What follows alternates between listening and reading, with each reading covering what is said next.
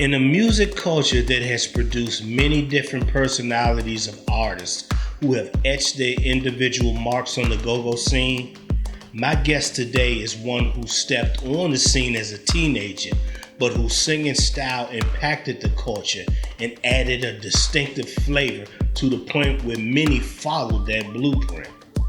And residuals of it still exist to this day. From the stages of Rare Esssence to Little Benny and the Masters, Proper Utensils, The Legends, A Touch of Essence, First Touch, Familiar Faces, and quite a few others. This person has just recently became the new lead singer for the Legendary Stylistics. Please welcome my friend and former bandmate, Michael Muse.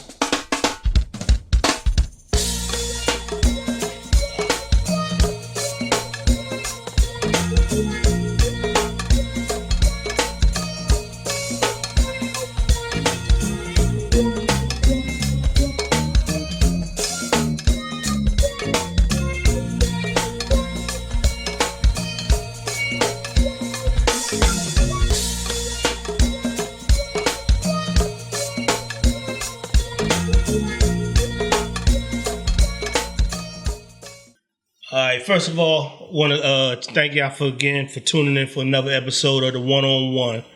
In this particular episode right here, as I mentioned, we got the one and only Michael Muse. I call Michael the original crooner. What's up, Mike? Hey, what's up, Kato? I want to go back and I want to talk about a lot of different stuff in the time that we had to talk about. And one of the bigger things that I want to bring up a scenario.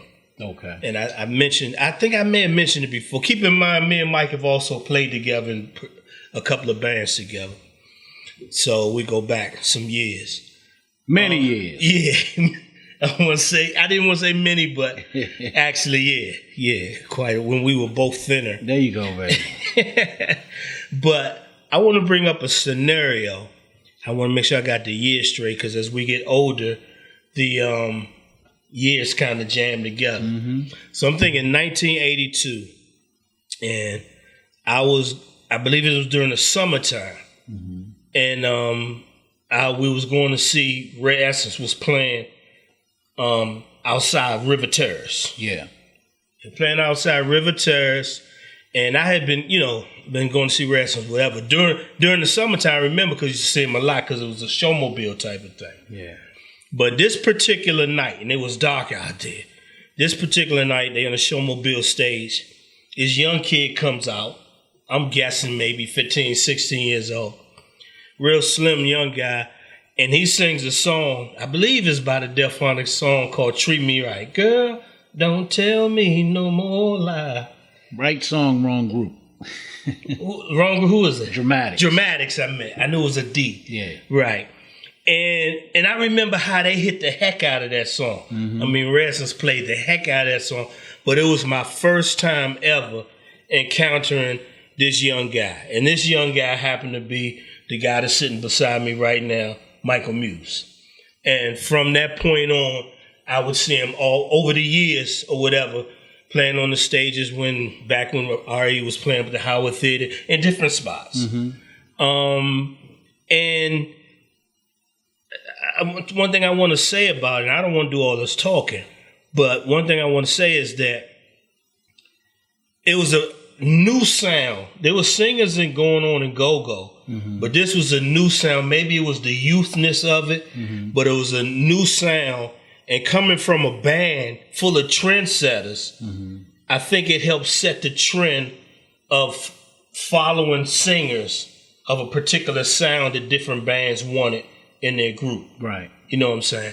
I don't know what the sound called it. I know recently I did a cover to T-Mob magazine and I called it crooning or whatever.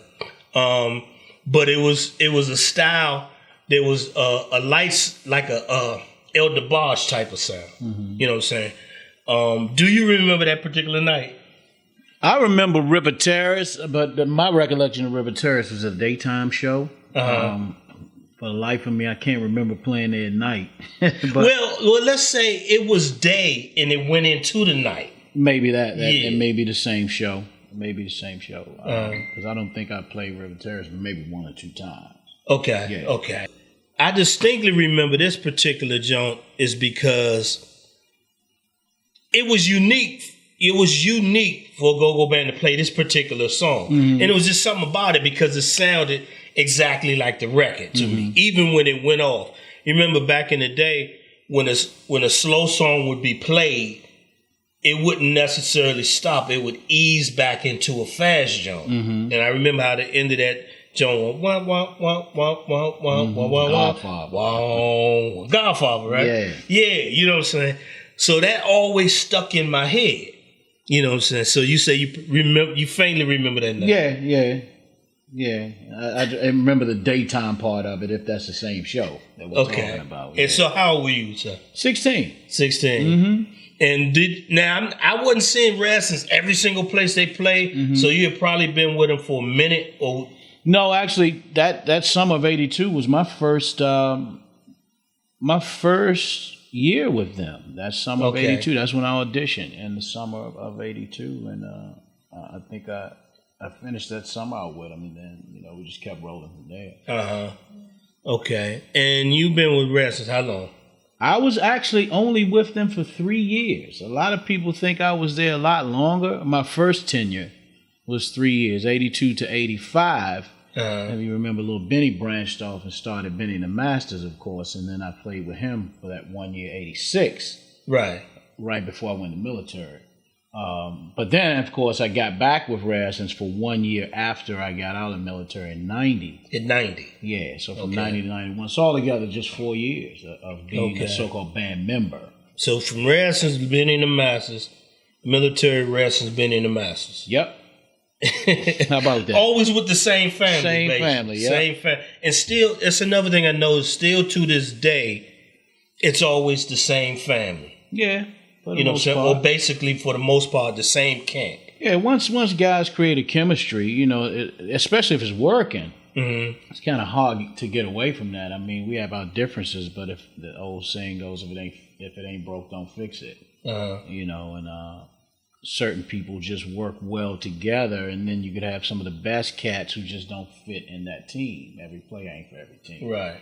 So, yeah, that's pretty much why the same core of guys consistently work together, whether it be called familiar faces or, Rare Esssence, Benny the Masters, Proper Utensils. Some of the same guys are still with those groups. Now, you mentioned, let's say Rare Esssence. Let's go back to Rare Esssence. In those first 3 years, right?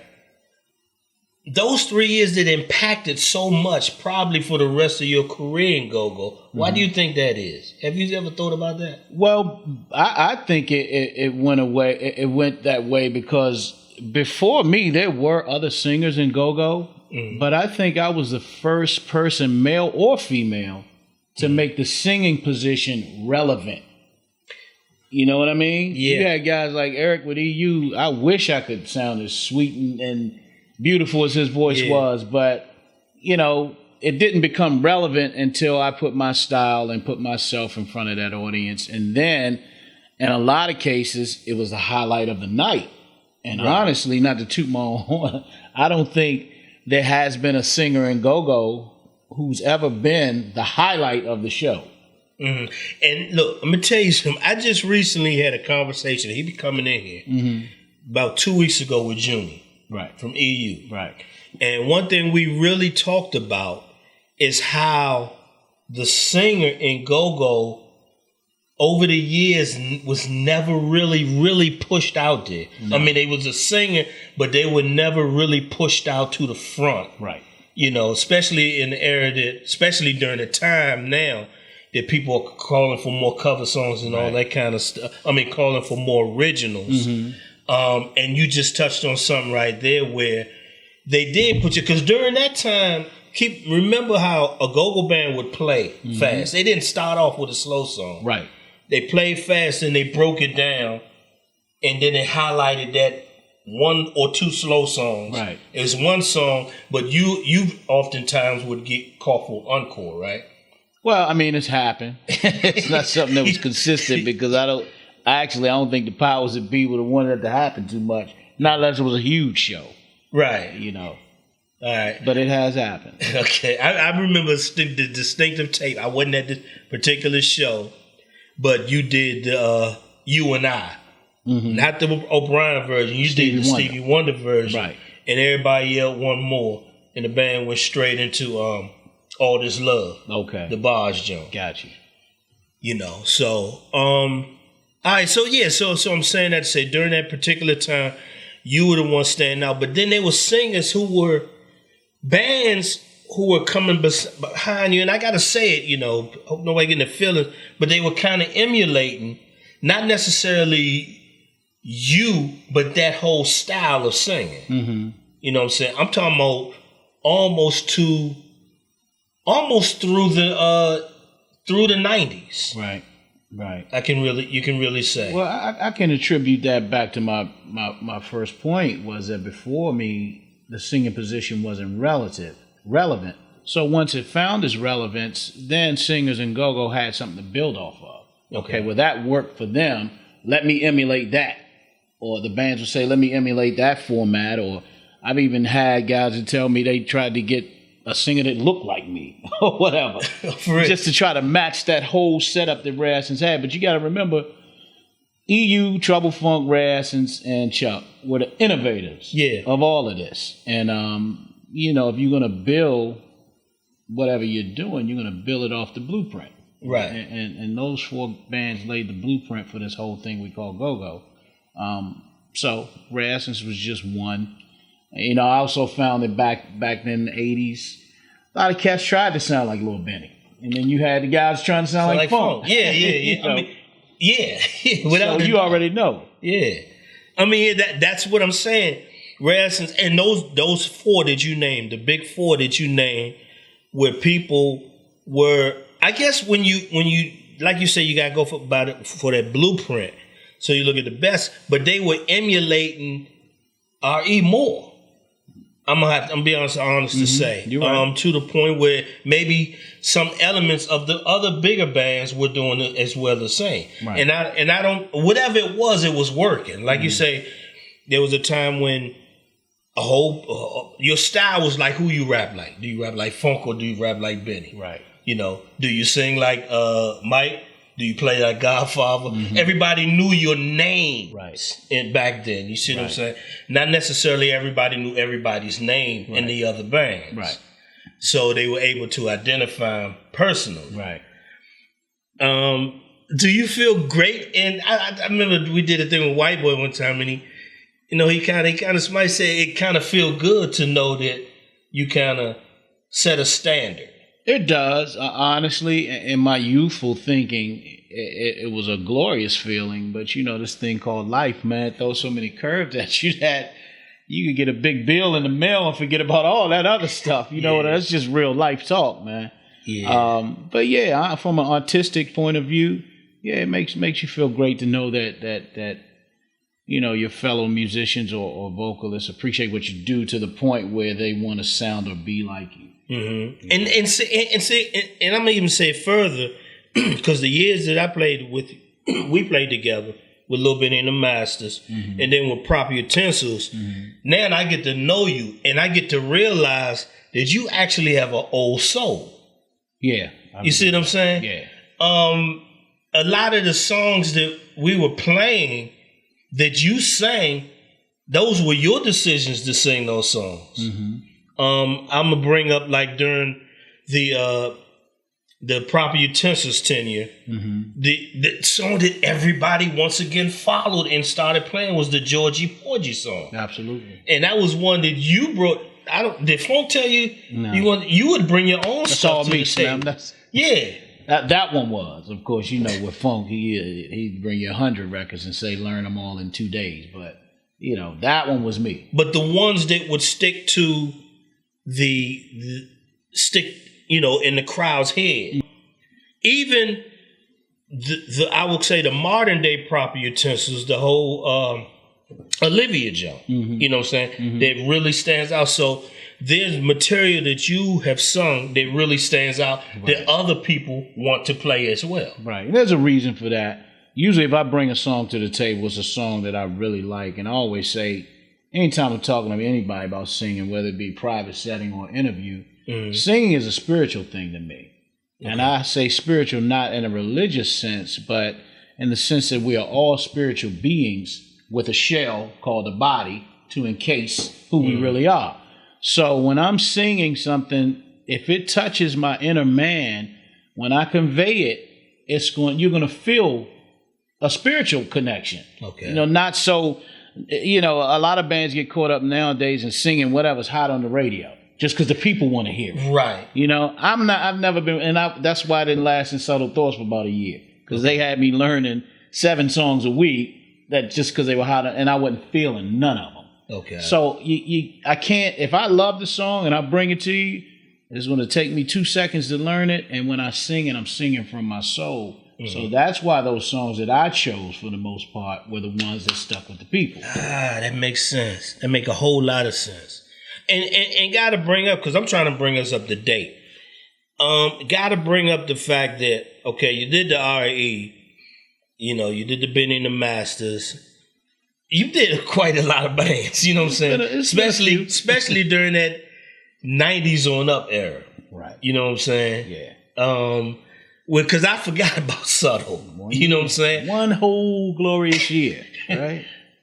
I forgot about Subtle. I can't believe I almost forgot about Familiar Faces. Right. You know what I'm saying? Because in my mind, I'm also thinking about the original Legends. Mm-hmm. You know what I'm saying? Which, for whatever reasons, morphed to Touch of Essence. Touch of Essence. Mm-hmm. To which morphed into First Touch. Right. You see what I'm saying? Right. Once again, some of the same family that you kind of grew up with over the years and played in the bands with Lance, Benny, right? Even Stinkin' Ink or whoever. But you were still giving that old soul. Mm-hmm. And I'm going to call it the old soul, which makes it real cool, because now I'm going to bring us all the way up, and we can go back and forth. But I'm going to bring us all the way up to you on Facebook now, making, you say you got an announcement, right? Mm-hmm. First thing, and keep in mind, everything you done I always followed. Right. I was a fan, then I was a fellow bandmate, but I still remain a fan still to this day. So everything you done, we would always try to follow through T-Mark, whatever it was. Yeah. So I'm like, okay, what is this? If this is a big announcement that he gonna make, then I gotta pay attention. I don't come out as much as I used to, you know what I'm saying? But I gotta find. So every time you would log in, I'm like, okay, let me. And I don't like to be seen online. Mm-hmm. If somebody go live on Facebook, right, you can see when they when they watch it, right. The name pop up, right? So I would. The way you can not. No, I would wait till you finish. And then look at it, and then watch it. You see what I'm saying? Yeah, and then one time I said, I'm just gonna go ahead and watch it, and sure enough, I think I said something, but you noticed me up in there. Yeah. But still, I was coming in there to find out what's this news, and you said once again had to wait for the Bethesda Jazz and Blues show, and that particular news. And then I saw the clip once again online where you made the announcement. Right. And then the announcement, which is everybody should know by now, but that announcement is what? This guy with an old soul, with the golden voice, a crooner with the golden voice, who's been on, I think, 2 covers of T-Mark Mogul magazine over the years. Yeah. Is now with a particular group, and what that group is. You want me to say it? Yeah, you say it. You lead me to it. I'm the new lead singer for the Legendary Stylistics. And that's like a big dream. Was that a big dream of you, or just something you... Well, you know what, man? God has a sense of humor. And of course, it goes without saying that I've always wanted to be a famous singer. Mm-hmm. But as you know, once I left the go-go circuit, I was pursuing a solo career. Yeah.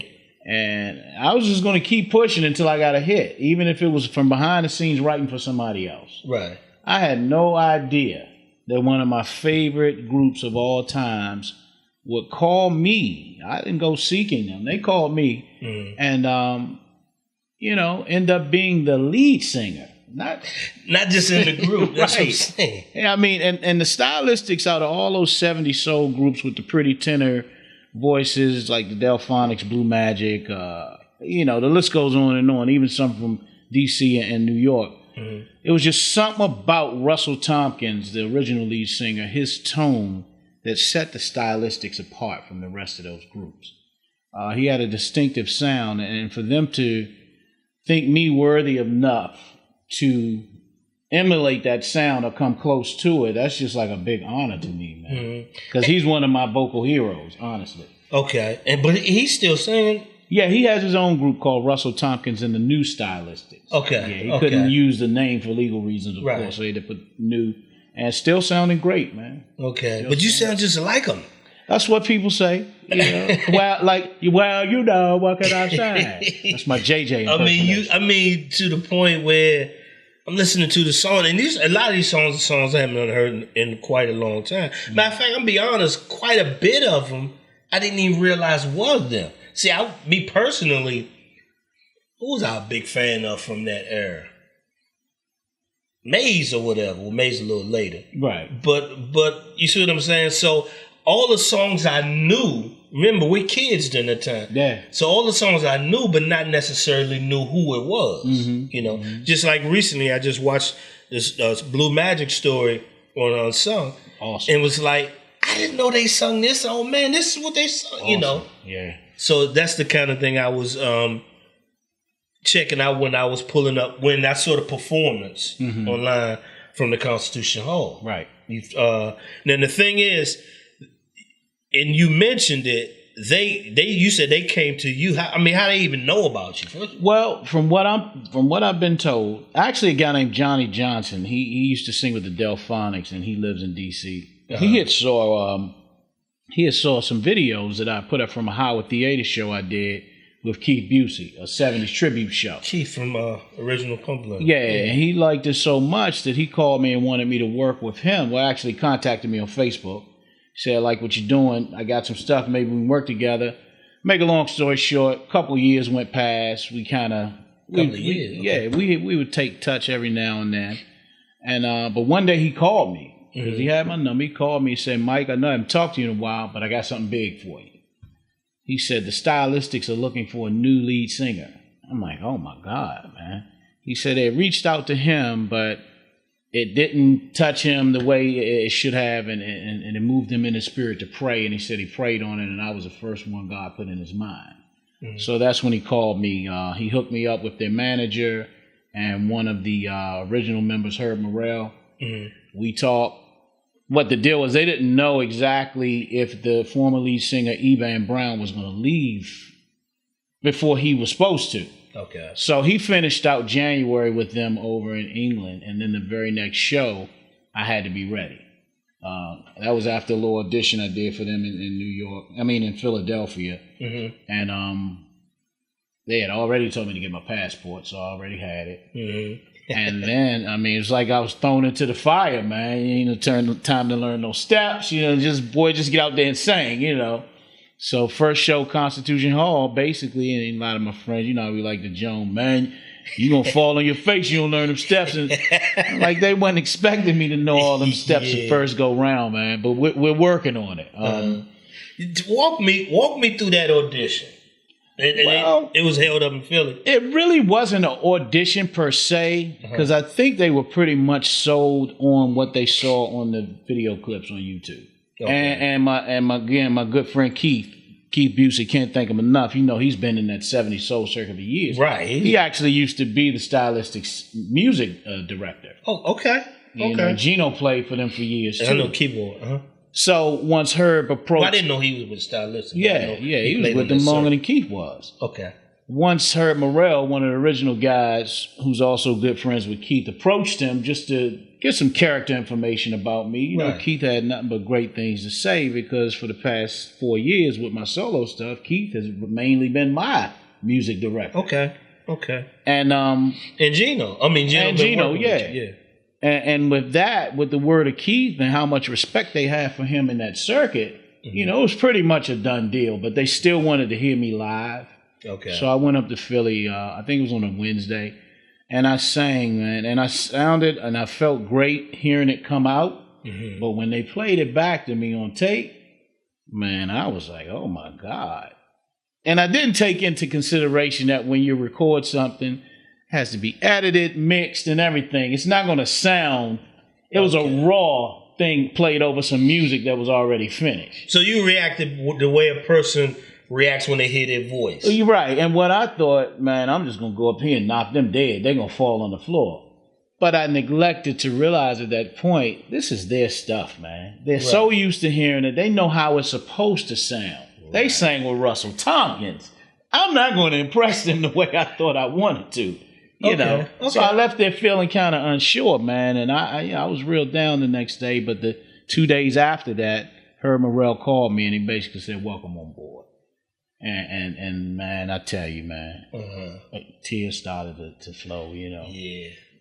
I can tell you now that seeing the clip where you talk about it, and I even showed my sister earlier today, I believe. Mm-hmm. So she saw for the first. Where you talking about it at the Bethesda Jazz and Blues place. Right. I think everybody chokes. I know I choke. And maybe it's because I know you. Right. So I'm like, I mean, you know what I'm saying? Because it's not even the point of this what you're doing that makes you choke.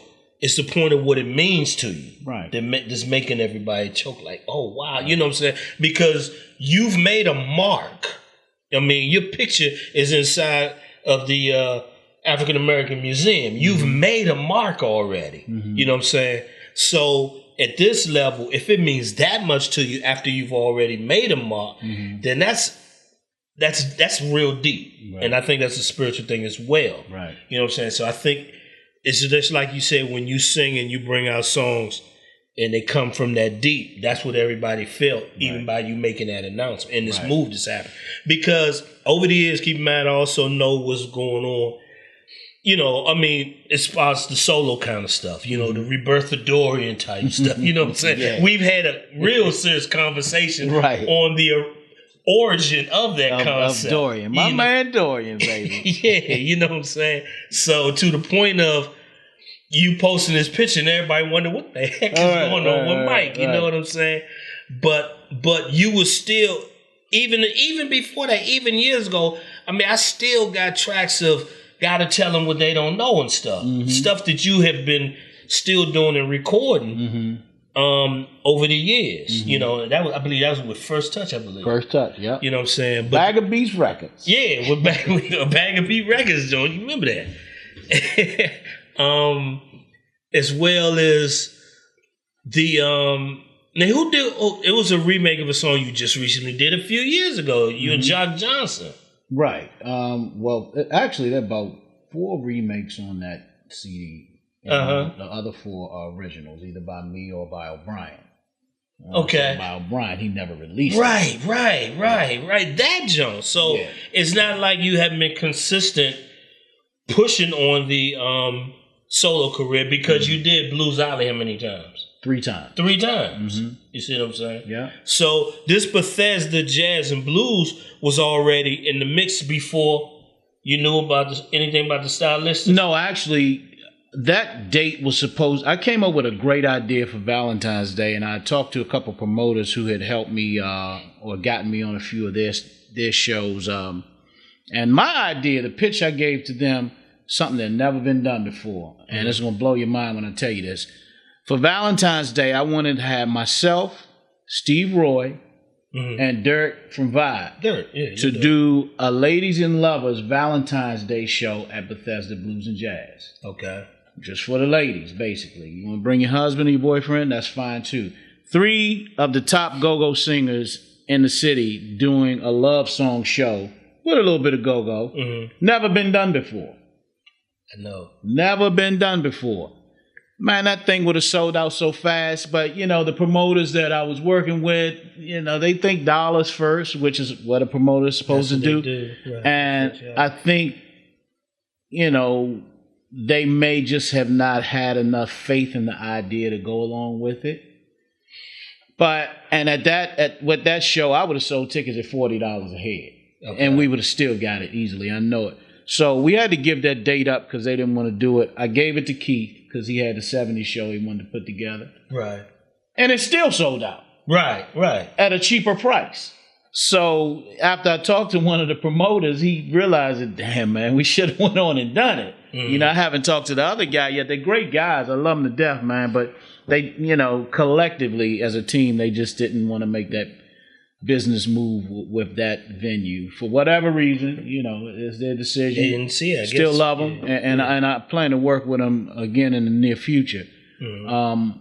But I knew what I was talking about on that one. You know, and we sold it out anyway with no promoters. Okay.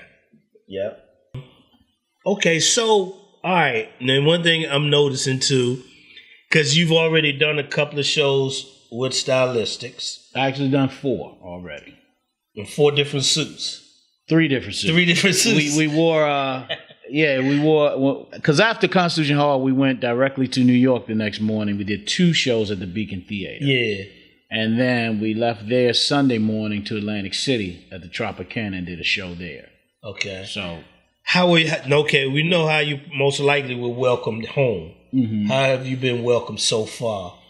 You know what? When I got to the Beacon, that first show, and one of the guys pulled me to the side. You know, I'm going to take whatever, good or bad, that you have to say, and I'm going to use it to step my game up. So of course, no doubt, they're gonna be on me, you know, because I'm the baby of the bunch, right? Telling me what I should and shouldn't do, and that's great. I love them for it.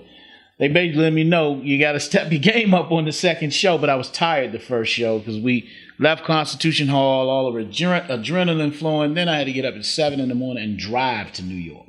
Okay. So by the time I got there, I got a few hours of rest, not even a real sleep. In the first show, didn't work the stage like I should have. Okay. The second show, lit their ass up. Yeah. Okay. Yeah. Okay. And I was well received, of course, in New York City. They say if you can please that crowd, you pretty much, if you make it in New York, you make it anywhere. Yeah.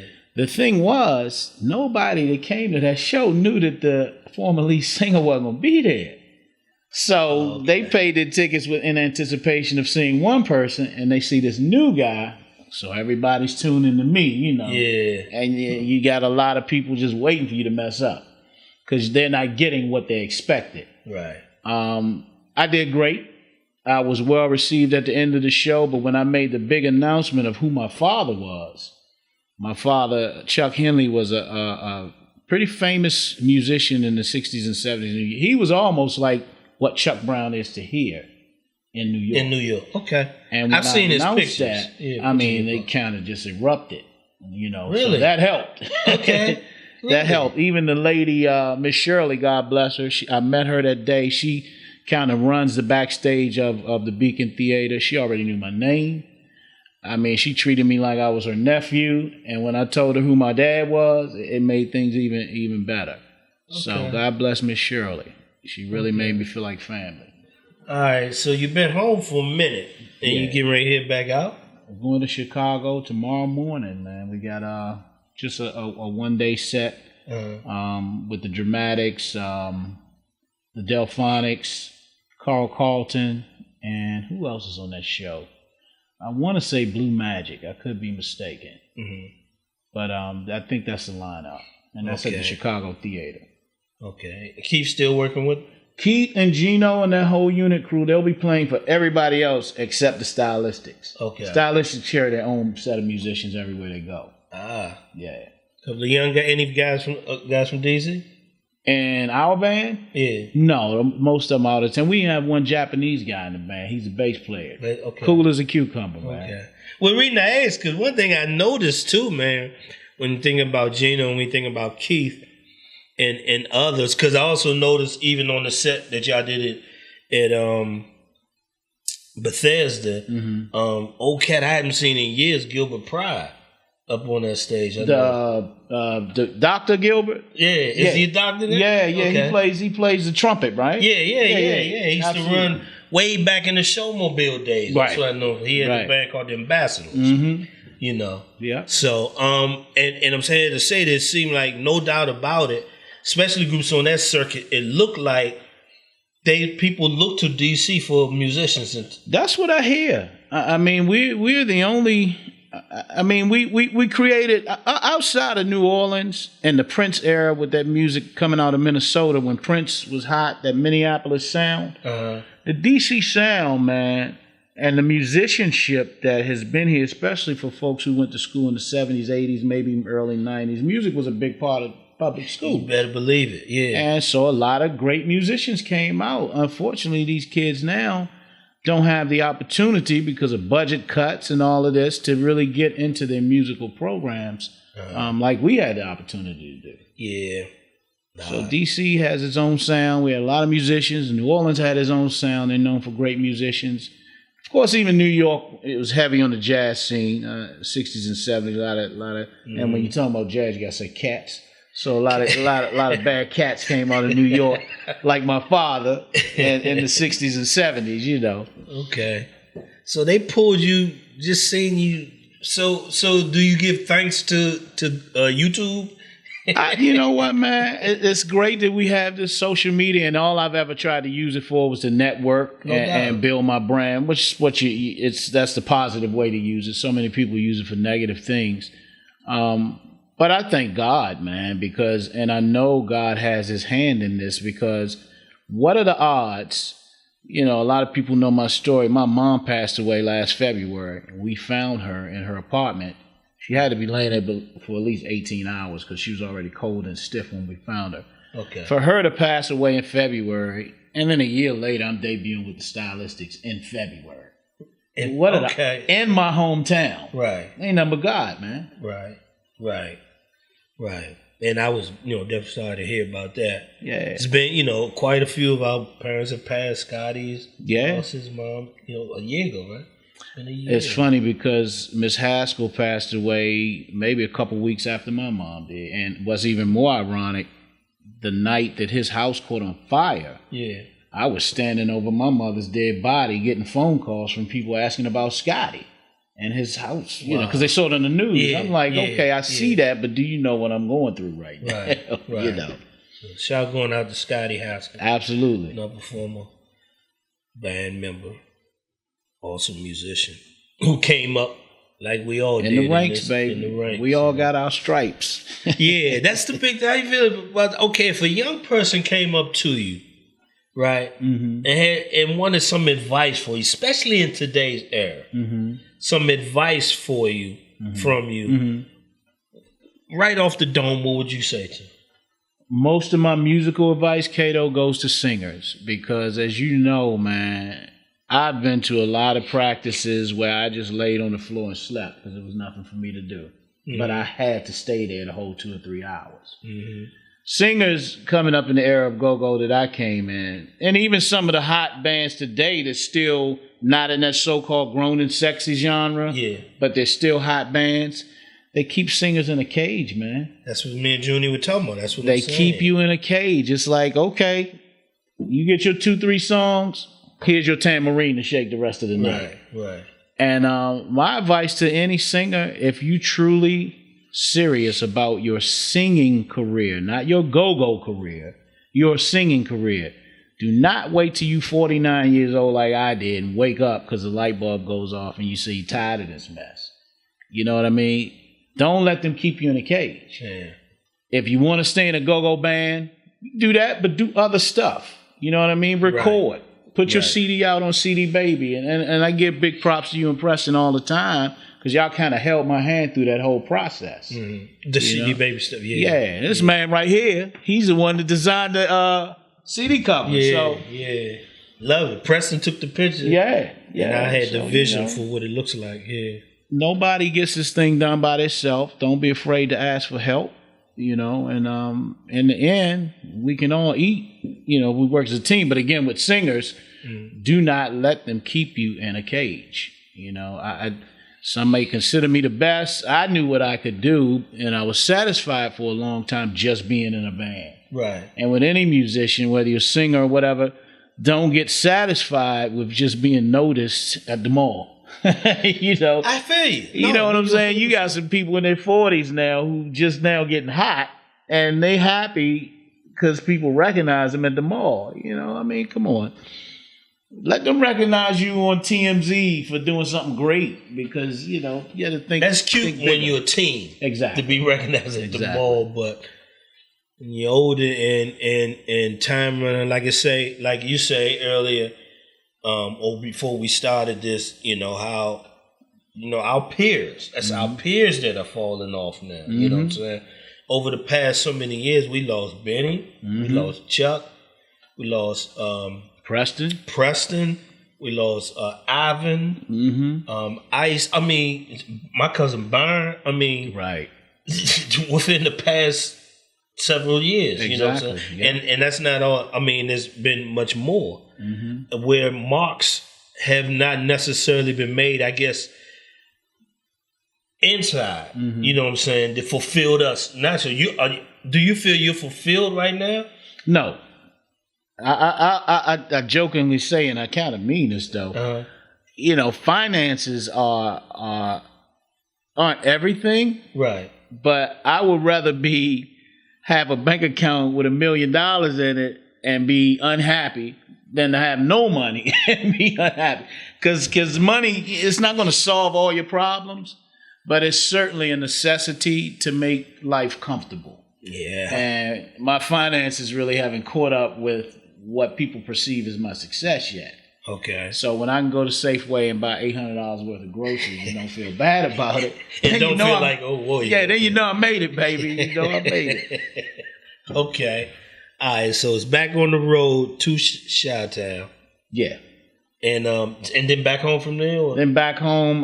There's nothing on the schedule for May, but from what or April, but from what they tell me, that's more than likely subject to change. Right. And they come up, we got a pretty heavy overseas tour already in England and Japan. Mm-hmm. It's going to take up a couple months. I think there's one in Dublin, Ireland that I saw on the calendar. Okay. And, all the rest of them will probably just be pop-ups. We go back to New York in August for Coney Island Amphitheater. And, so between that, I just have to find a way. I can do other musical stuff like recording or do my own big shows, but one thing I can't do is pop up on stage every time somebody see me sitting in the audience and want me to get up and say, can't do that. Right. Okay. Can't do that. That's not.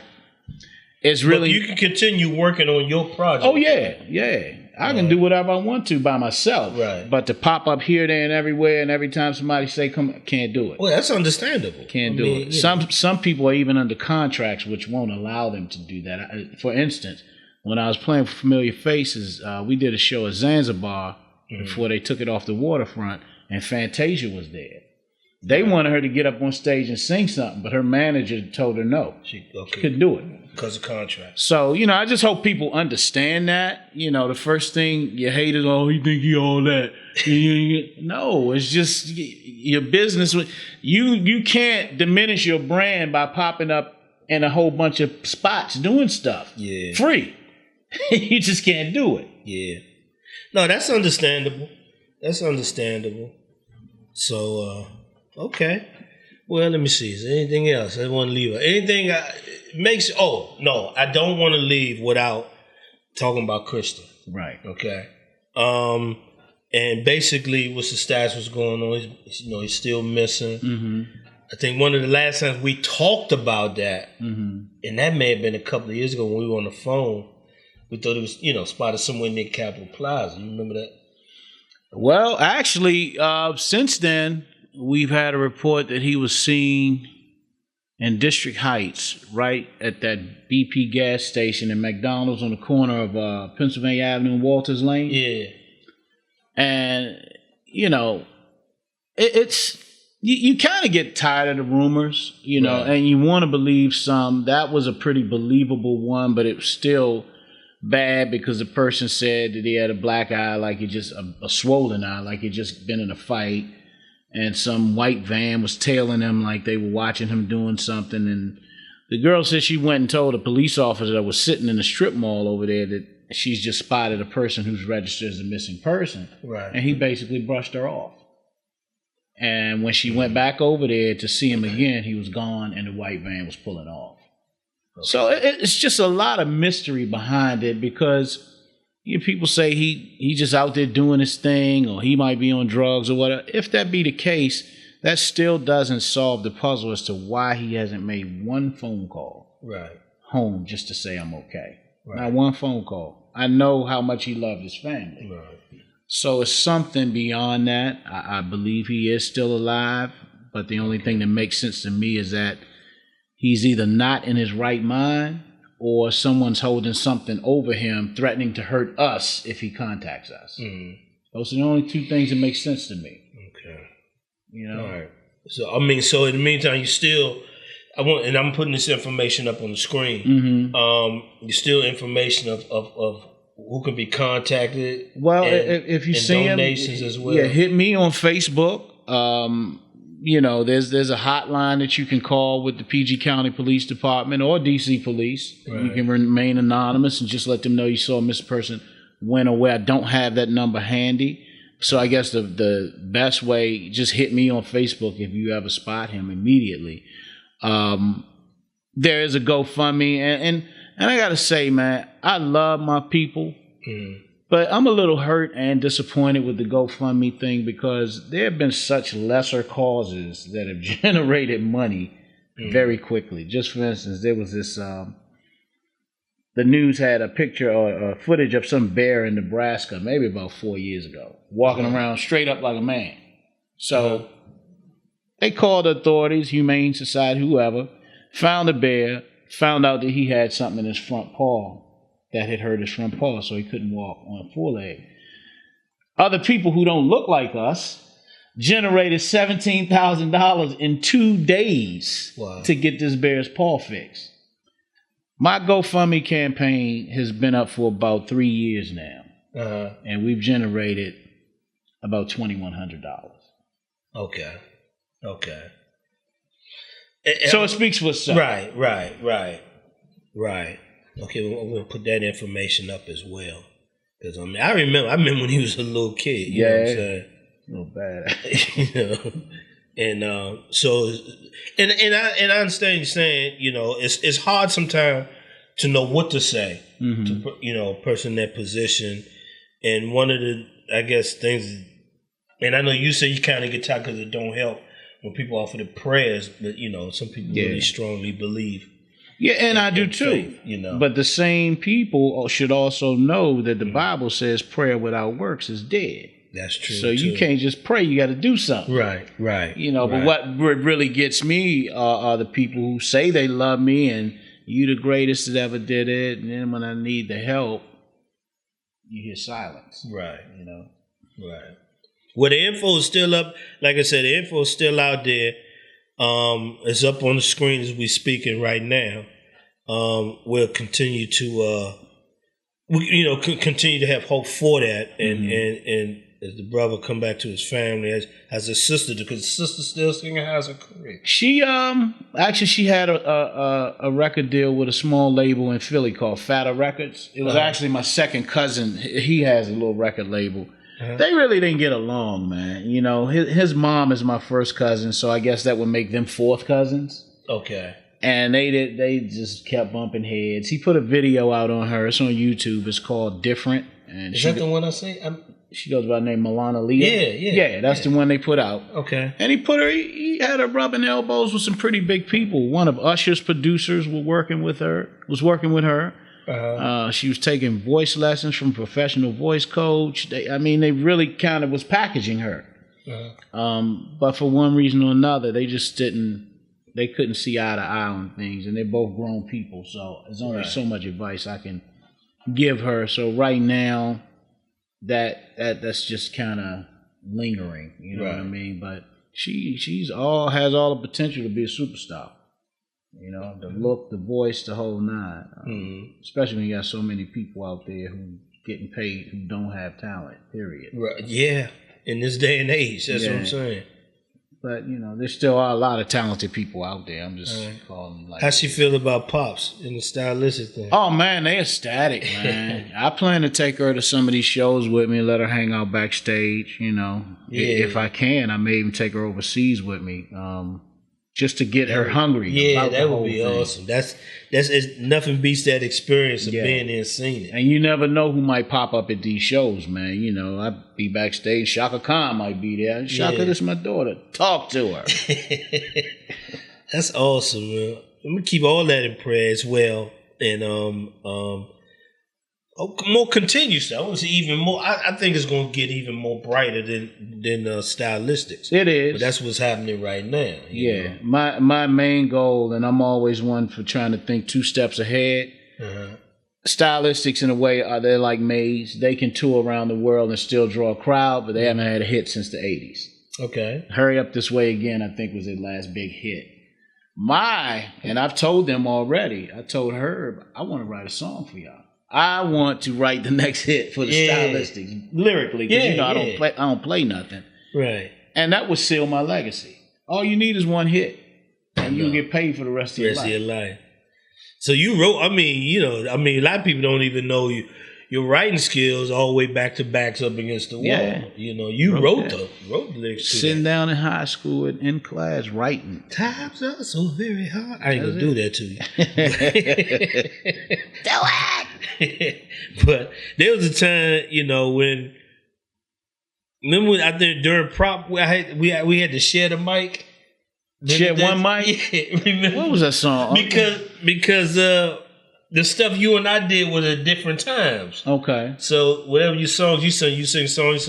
But when it was time for me to come and do my songs, we would have to alternate the mic unless somebody else wasn't on the front line. Okay. Yeah, I'm sure that happened.